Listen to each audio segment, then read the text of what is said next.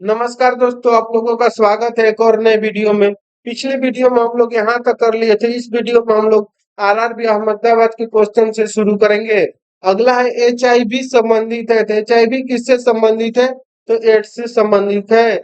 शुष्क सेल में कार्बन की छड़ कार्य करती है तो एनोड की, यानी शुष्क सेल में जो है कार्बन की छड़ जो कार्य करती है वो एनोड की करती है। और कैथोड की कौन कार्य करती है ये आप हमें कमेंट करके बताइएगा। आधुनिक आवर्त सारणी आधारित है। तो आधुनिक आवर्त सारणी जो है वो परमाणु संख्या पर आधारित है। किस पर आधारित है? परमाणु संख्या पर। हाइपरमेट्रोपिया का अर्थ है, तो हाइपरमेट्रोपिया का अर्थ क्या है? तो दूरदृष्टि दोष। क्या है? दूरदृष्टि दोष। एनटीपी पर किसी गैस के 1 मोल का आयतन होता है, यानी एनटीपी पर किसी गैस के 1 मोल का आयतन कितना होता है? तो 22.4 लीटर होता है। कितना? 22.4 लीटर होगा। एल्केन का सूत्र होता है, एल्केन का सूत्र क्या होगा? तो CnH2n+2 कितना होगा? CnH2n+2, यानी जितना नंबर रहेगा उसके दोगुना से दो अधिक। जितना नंबर रहेगा उसके दोगुना से दो अधिक, ये एल्केन का सूत्र है। अगला है, यानी कि जितना भी नंबर दिया गया है उसकी जगह पर एन की जगह पर रखेंगे और दोगुना से ये दो अधिक है। अगला है आरआरबी महेंद्र घाट का क्वेश्चन है। प्रकाश संश्लेषण की प्रक्रिया में कौन सी गैस बाहर निकलती है? कह रहा है कि प्रकाश संश्लेषण की प्रक्रिया में कौन सी गैस बाहर निकलती है? तो ऑक्सीजन जो गैस है वो बाहर निकलती है। अगला है, कौन शीत रक्त जानवर है? तो छिपकली जो है वो शीत रक्त जानवर है। अगला हमारा क्वेश्चन है, रूपांतरित चट्टान नहीं है। तो ग्रेनाइट जो है यह रूपांतरित चट्टान नहीं है। आगे देखते हैं हम लोग, वायुमंडल की निम्नतम परत कहलाती है। निम्नतम परत जो है क्या कहलाती है? तो क्षोभ मंडल कहलाती है। सोडियम को जल में डालने पर कौन सी गैस निकलती है? तो हाइड्रोजन गैस निकलती है। यानी सोडियम को जब हम लोग जल में डालेंगे तो कौन सी गैस निकलेगी? तो हाइड्रोजन गैस निकलेगी। अगला है, परमाणु बम की खोज किसने की थी?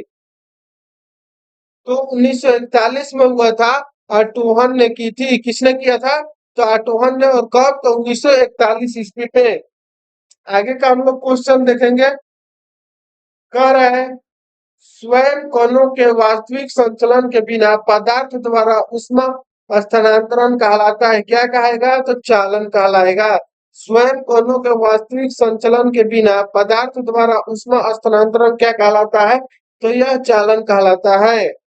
अगला क्वेश्चन है, जूल किसकी इकाई है? तो जूल जो है वो ऊर्जा की इकाई है। जूल किसकी इकाई है? तो जूल ऊर्जा की इकाई है। टिबिया नामक अस्थि पाई जाती है तो टांग में।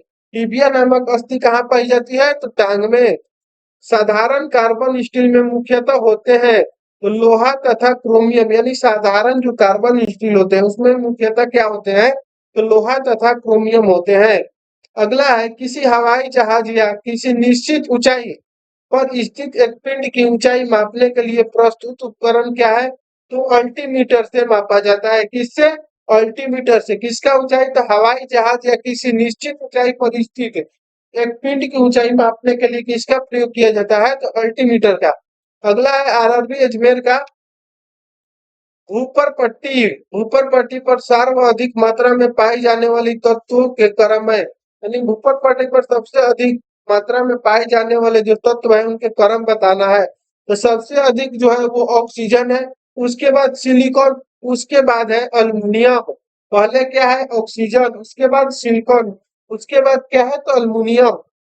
अगला क्वेश्चन है, यदि लाल फूल को हरा शीशा में देखे तो यह दिखता है। यानी लाल फूल को हरा शीशा में देखेंगे हम लोग तो कैसा दिखाई देगा? तो काला दिखाई देगा। आइसक्रीम का एक उदाहरण है। आइसक्रीम का उदाहरण क्या है? तो लिमन, निलंबन, यानी कि सस्पेंशन। धोने वाले सोडे का रासायनिक नाम क्या है? तो सोडियम कार्बोनेट। धोने वाले सोडे का नाम क्या है? तो सोडियम कार्बोनेट नाम है।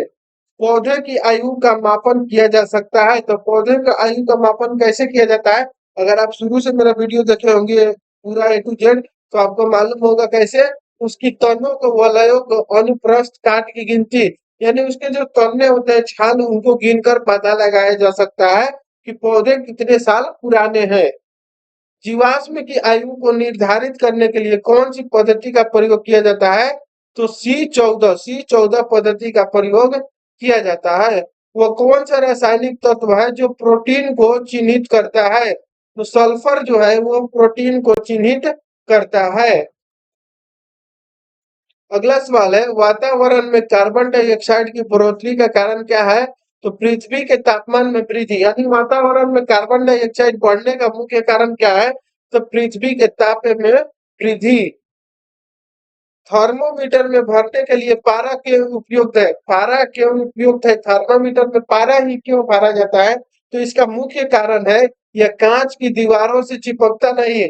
यानी इसका मुख्य कारण है कि कांच के दीवार से चिपकेगा नहीं। अगर चिपक जाएगा तो कितना टेम्परेचर है ये नहीं बता पाएगा।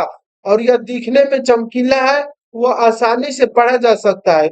यह ताप का सुचालक है, ताप का सुचालक है, जिसके कारण कितना भी तापमान बढ़ जाए उसको कोई फर्क नहीं पड़ता है और ये कांच के दीवार से नहीं चिपकेगा, इसीलिए इसका उपयोग किया जाता है और ये चमकीला होता है जिसे आसानी से पढ़ा जा सकता है। ठीक है, किसी वस्तु को चंद्रमा पर ले जाने पर उसका भार क्या होगा? तो किसी वस्तु को चंद्रमा पर आप ले जाइएगा तो उसके भार में क्या होगा? तो कमी आ जाएगी, यानी उसका भार क्या होगा? तो घट जाएगा। अगला सवाल है, किसी प्रकाश में लघुत्तम तरंग दैर्घ्य होती है? तो बैगनी, यानी सबसे प्रकाश कम किसमें होता है? लघुत्तम। तो तरंग दैर्घ्य किसमें होता है? तो बैगनी में। बर्फ के घनत्व के तुलना में पानी का घनत्व होता है तो उच्च होता है। बर्फ के घनत्व की तुलना में पानी का जो घनत्व होता है वो उच्च होता है। ताप मापने की इकाई क्या है? तो ताप मापने की इकाई केल्विन है। आगे का सवाल देखते हैं हम लोग, चंद्रमा से यदि किसी पिंड को पृथ्वी पर लाया जाए तो उसका क्या होगा? द्रव्यमान जो है वो अपरिवर्तित रहेगा। शब्द रेडियो एक्टिविटी में होता है, एक बड़ा केंद्रक विस्फोटक के साथ टूटता है तथा इससे छोटी छोटी न्यूट्रॉन की तरह कणिकाएं निकलती है। यानी कि रेडियो एक्टिव जो तरंग है उससे क्या होता है? रेडियो एक्टिव से कि एक बड़ा केंद्रक विस्फोट के साथ टूटता है तथा इससे छोटी छोटी न्यूट्रॉन की तरह कणिकाएं क्या होती है? तो निकलती है। आगे का क्वेश्चन हम लोग देखेंगे, ध्वनि की तीक्ष्णता निर्भर करती है, यानी ध्वनि की जो तीक्ष्णता है वो किस पर निर्भर करती है? तो उसकी आवृत्ति पर निर्भर करती है। कौन से एकमात्र भारतीय वैज्ञानिक ने भौतिक में नोबेल पुरस्कार प्राप्त किए हैं? तो डॉक्टर सीवी रमन जो है वो भारत के वैज्ञानिक है जिन्होंने भौतिक में नोबेल पुरस्कार प्राप्त किए हैं। अगला हमारा सवाल है, शरीर की गति द्वारा विद्युत उत्पन्न करने की भौतिक क्रिया को प्रदर्शित करने वाले वैज्ञानिक थे, तो वो कौन थे? तो वो लेंस थे। आगे का क्वेश्चन हम लोग नेक्स्ट वीडियो में करेंगे। आज तक हम लोग यहीं तक रहने देते हैं। आरआरबी बेंगलोर नेक्स्ट वीडियो में हम लोग कवर करेंगे। तो मिलते हैं नेक्स्ट वीडियो में, तब तक के लिए जय हिंद, थैंक यू।